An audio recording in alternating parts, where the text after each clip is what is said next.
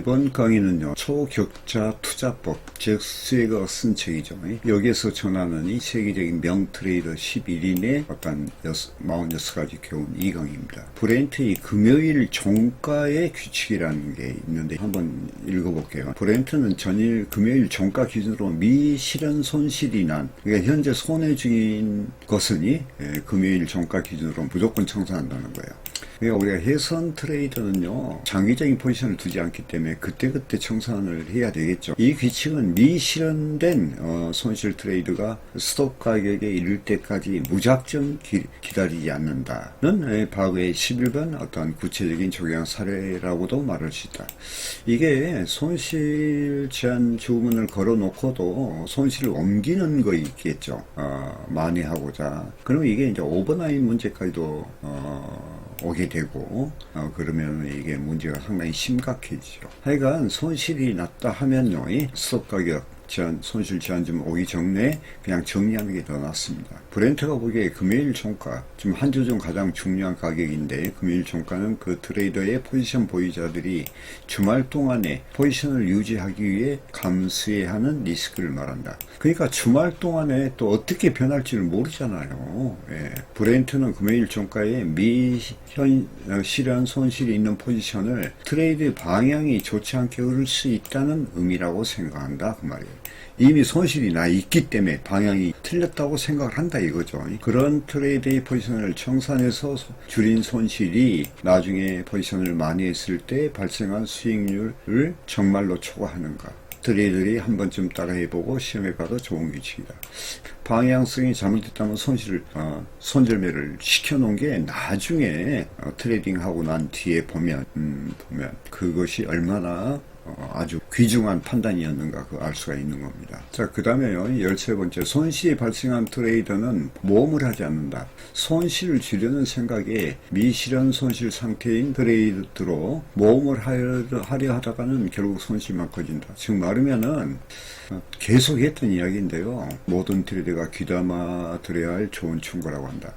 그러니까 자금 관리는 생존이라고 그랬죠. 근데 지금 현재 번전만의 심리로 인해서 손절매나 손실 제한 주문을 하지 않고 있다가는 결국은 큰 손실이 커진다, 그 뜻입니다. 이기는 트레이딩에는 자신만의 구체적인 방법론이 있다. 좋은 트레이딩은요, 성급한 접근과는 대척점에 있다. 성급한 거하고는 반대죠. 인터뷰했던 트레이더들이 하나같이 정교한 방법론을 세워두고 있어. 자, 여기는 이제 뭐 해선이 됐든 주식이 됐든 간에 이것은 포지션 트레이딩인데요. 특히 해선 중에 데이 트레이딩은요, 아주 정교해야 됩니다. 방법이요. 섬세하고요. 자신만의 강점에 리스크 관리를 적절히 결합한 트레이더를 포창해서 트레이딩하는 것이 본인에게 맞는 방법론이다. 방법론의 기준에 맞는 트레이드만 한다. 트레이드는 자신의 전문 분야와 무관한 트레이드에 진입하고 싶은 유혹을 느끼기 십상이다. 그러니까 자신이 잘한 것만 해야지, 잘한 것만. 저도 이제 경우에 따라서 다른 것도 하지만은 거의 나스닥하고 항생만 합니다. 칸도 원칙 준수에 느슨해지면서, 거래 원칙이라는 거 있죠. 이게 느슨해지면서 그런 트레이드에 지입한 과거가 있어. 그 방법론이 정한 기준에는 전혀 들어맞지 않는 거래였다, 그 말이에요. 트레이드였다. 충동적인 진입이었고 그 뒤 2주 뒤 7%의 손실을 보고 포지션을 청산했다. 방법론이 정한 기준에 들어맞지 않는 트레이드에 진입하고 싶은 유혹을 피하라. 그러니까 어정쩡한 자리는 절대 들어가지 말고 어떤 충동적인 매매, 내동 매매는 피하라는 이야기죠. 16번째, 지금의 방법론을 바꿀 필요가 있다면 바꿔야 된다. 시장은 변화한다. 아무리 좋은 방법론이어도 시간이 지나면 달라져야 한다. 왜냐면요, 시장은 변화하기 때문에 그래요. 그래서 시장 변화론에 대한 제 강의를 한 적이 있습니다. 예를 들어 달리왈은 초보 시절에 뉴스 헤드라인을 보고 진입을 했죠. 그래서 시장 초기에 반응해서 이익을 보고 재빨리 나오는 전략으로 고수익을 냈다 이거지. 하지만 이제 기술의 발달로 알고리즘 트레이딩 시스템이 사람보다 훨씬 빠르게 과하게 시장에 진입할 수 있게 되었고, 달리와르 전략도 이제 효력이 이제 시들해졌죠. 그래서 달리와르는 반대의 트레이드에 진입한 것을 전략을 수정했다. 다시 말해 느스에 대한 시장의 초기 반응이 시들해지는 것을 이용한 전략으로 바꾸었다. 트레이딩 경력이 무르익으면서 달리와르는 펀더멘탈에 관한 심층 리서치와 보다 장기적인 트레이딩에 초점을 맞추게 되었다. 포지션이죠. 저도 보면요, 단타 치는 것보다 포지션이 훨씬 결과적으로 이익이 더 큽니다. 왜냐하면 끊어치고 하다 보면 놓치는 경향이 많이 있거든요. 이게 브렌트 역시 트레이딩 전략을 수정해야 했다. 처음에는 고전적인 차트 패턴을 분석으로 해서 트레이드에 진입했다. 하지만 어느샌가 그런 패턴 분석 중 대부분이 트레이드에 별 도움이 되지 않았다. 브렌트는 진입 신호로 사용했던 차트 패턴의 수를 전부 다 크게 줄였다. 그건 뭐냐, 이게 상당히 중요해요. 왜냐면 우리가 차트는 알아야 되지만 너무 복잡하게 차트를 여러 개 켜놓고 하는 것도 안 좋죠. 그래서 보조 지표를 단순화하는 겁니다. 저도 이제 보조 지표에 대한 것을 예전에 사용한 지가 10년이 넘었죠. 전부 없애버렸습니다. 자, 방법론에서 어느 부분이 껄끄럽게 느껴진다면 바꿔야 된다.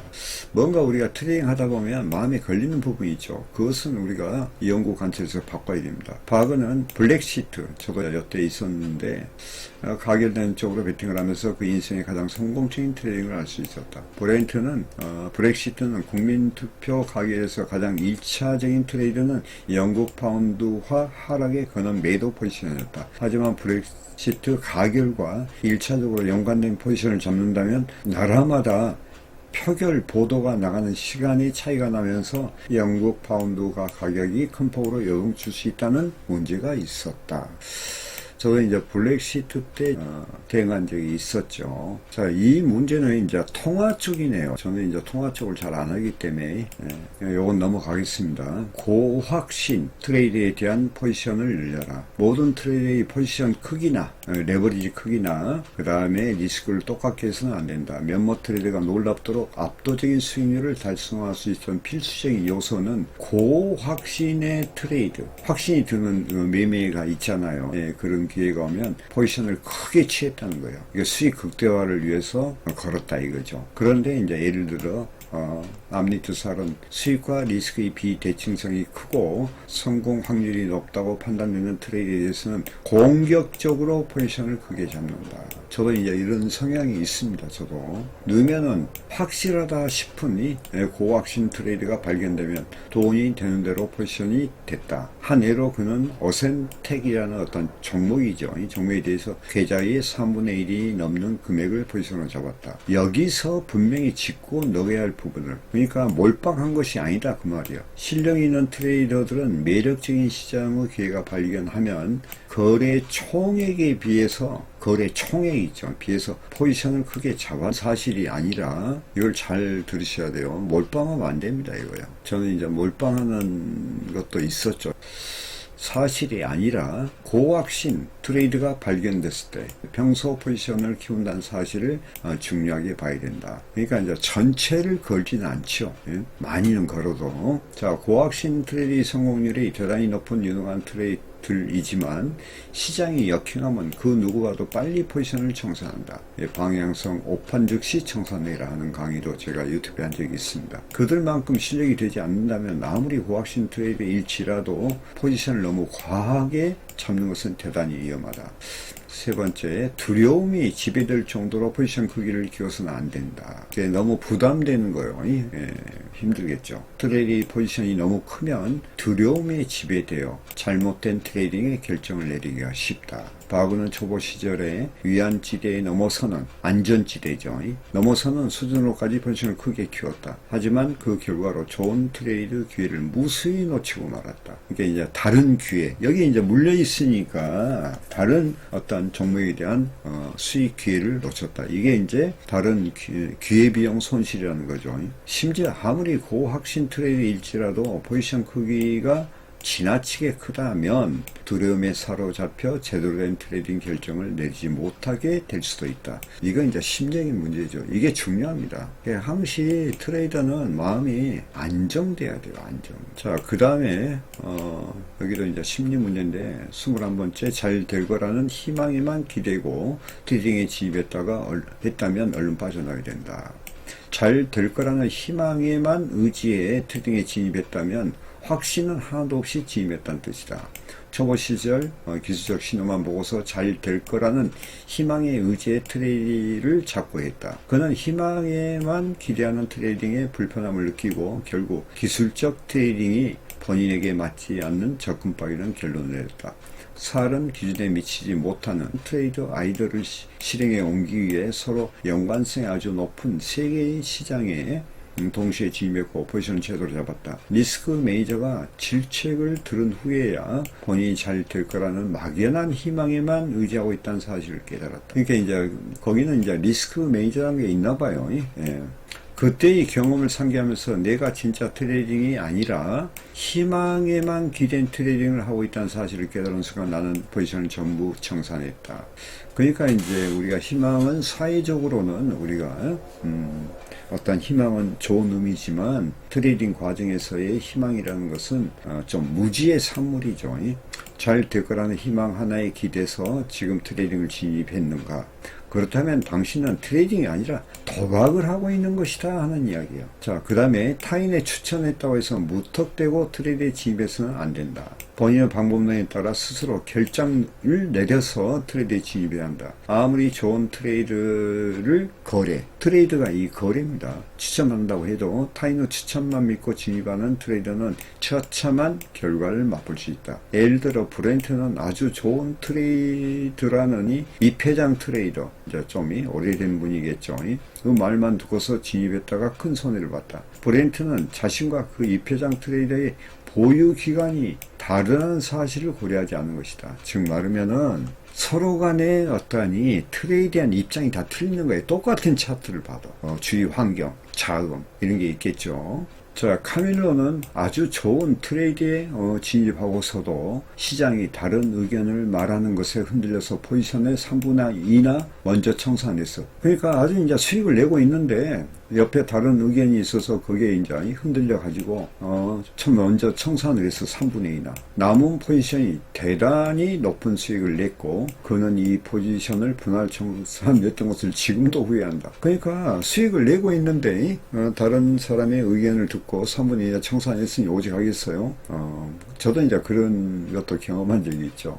자, 트레이드의 결과와 결정을 구분해야 된다. 많은 트레이더는 순전히 결과만 가지고 자신이 한 트레이딩을 평가하는 잘못을 저지른다. 결정이라는 것은 뭐냐? 제때 청산하지 못해 계좌 전체에 큰 손실을 입힐 수 있는 행동을 구분할 수 있어야 된다. 작은 손실과 큰 손실. 자, 그의 교훈에서 중요하게 봐야 할 부분은 이기는 트레이더도 또는 적은 손실로 끝나는 트레이더, 때로는 나쁜 트레이더가 될 수 있다는 것이다. 이와 반대로 트레이더가 합리적으로 리스크를 통제하고 수익을 낼 방법론을 충실히 따르면서 결정한 트레이드라면 결과적으로 손실이 날지라도 좋은 트레이드가 될 수 있다. 그러니까 우리가 거래 원칙이 있죠. 원칙 같은 것이 상당히 중요합니다. 그것을 벗어나면 어떨 때는 자기가 원하지 않는 방향으로 갔을 때 그때 상당한 흔들림이 있겠죠. 거기서 비참한 결과를 볼 수 있으니 항상 합리적인 리스크를 통제를 하라죠. 또 수익 낼 방법론, 이것은 이제 어떠한 거래 기법, 그 다음에 손절 제한 이런 거. 자, 그 다음에 트레이드의 위험 조정 수익률은 역동적이다. 변할 수 있다 그 말이죠. 모든 트레이더는 역동적 성격을 지니므로 트레이더는 트레이드의 성격이 달라지면 이렇게 시장의 종류가 어떻게 달라지면 거기에 맞게 청산 전략을 수정해야 한다고 주장한다. 시장 변화론이죠. 많은 트레이더가 목표가와 청산 가격을 정한 상태에서 진입했는데 트레이드의 가격이 목표가의 80%를 달성한다면 이 시점에서 위험 조정 수익률은 처음 진입했을 때의 위험 조정 수익률과는 크게 달라질 수밖에 없다. 이 시점에서 처음 세웠던 청산개혁은 더는 합당하지 않다. 트레이드가 원하는 방향으로 크게 움직이면 그때는 스톱 가격을 타이트하게 조정하거나 일부 수익을 실현하거나 둘 다 하는 것은 고려해야 한다. 이 말이 뭐냐면요. 트레이딩 스탑이라는 건데, 예를 들어서 여기서 이렇게 이제 저항대가 있었잖아요. 하여간 파동치고 이렇게 갔어. 이렇게 가서 요 근방에 이제 거의 뭐, 예를 들어서 뭐 80, 90% 갔다면, 저 같은 경우는 90% 정도에서는 끊어줍니다. 그러니까 이제 우리가 여기서 진입했다면은 여기에서 이제 손절각을 만들었겠죠. 여기서 손절각을 만들었으면 이걸 이동을 시키는 거예요.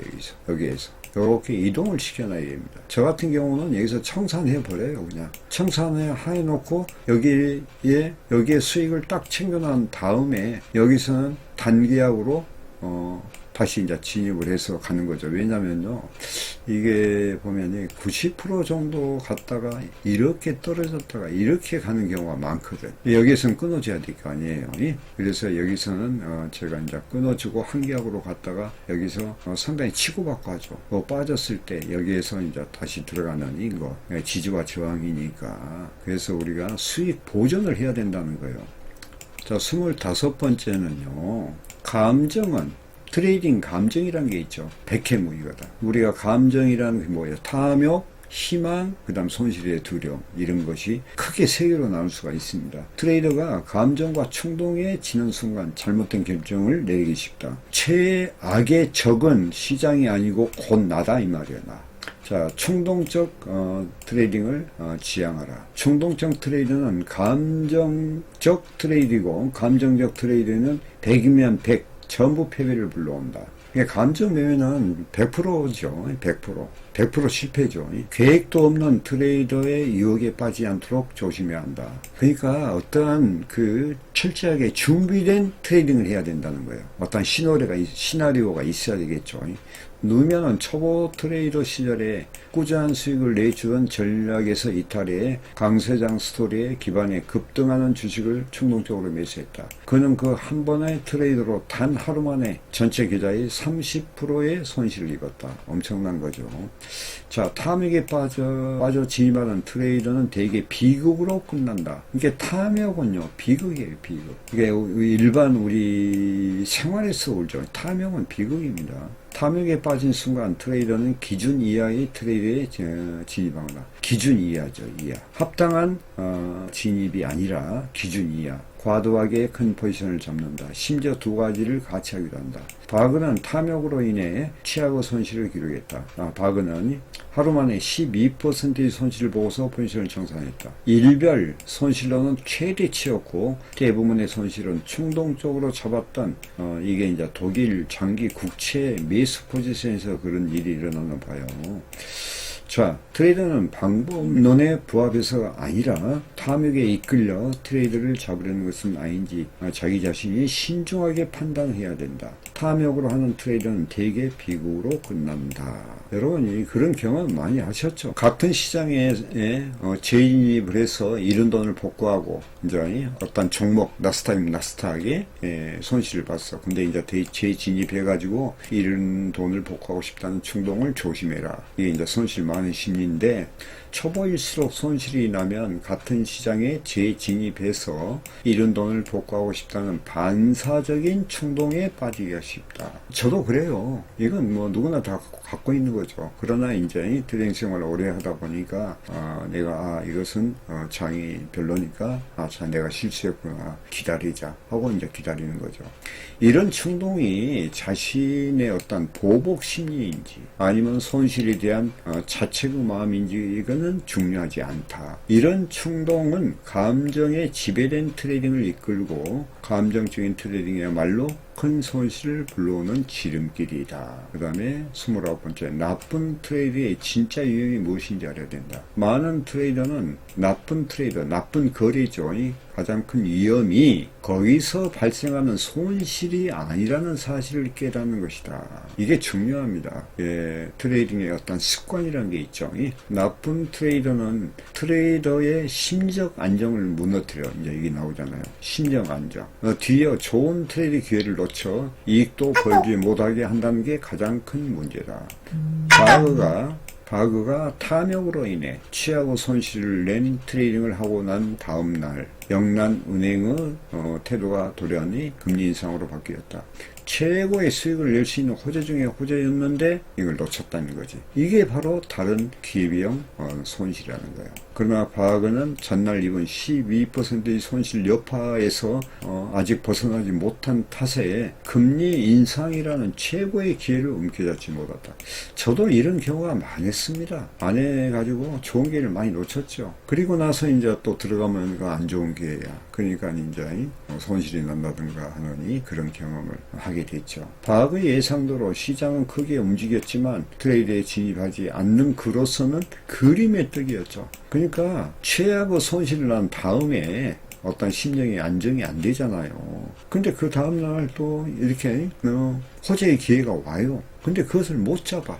왜 그러냐? 어떠니? 그 손실, 그 심정이 안정이 안 되기 때문에. 그래서 놓친 경우. 이런 경우도 저도 수없이 있어나서, 제가 이런 것이 가슴에 와 닿습니다. 이게 이제 다른 기회 비용, 다른 기회의 손실 비용이죠. 나쁜 트레이드로 인한 진짜 비용은 단순한 금전적 손실을 액을 뛰어넘는다. 이것만으로도 트레이더의 규칙을 어기면서까지 나쁜 트레이드에 진입하지 말아야 할 이유는 차고 넘친다. 자, 여기까지입니다. 지금 28가지 했네요. 총 46가지인데요.